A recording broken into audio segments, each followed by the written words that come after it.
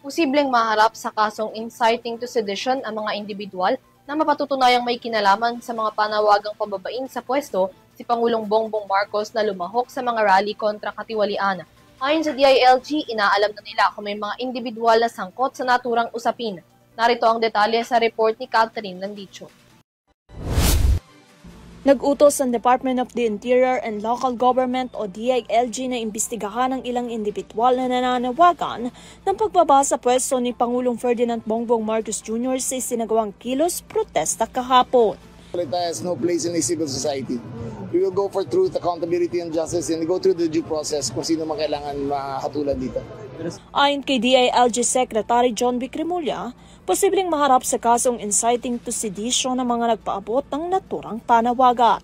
Gayunpaman sinabi ni Remulla na kontento siya sa inilatag na seguridad sa unang araw pa lamang ng protesta. Anya sa pangkalahatan ay naging payapa at maayos ang daloy ng mga aktibidad sa kabila ng mga sigaw at hinaing ng mga rallyista.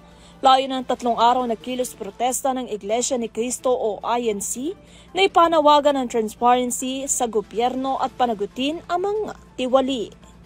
Para sa UTV News, Catherine Landicho, sumasaludo sa bawat Pilipino.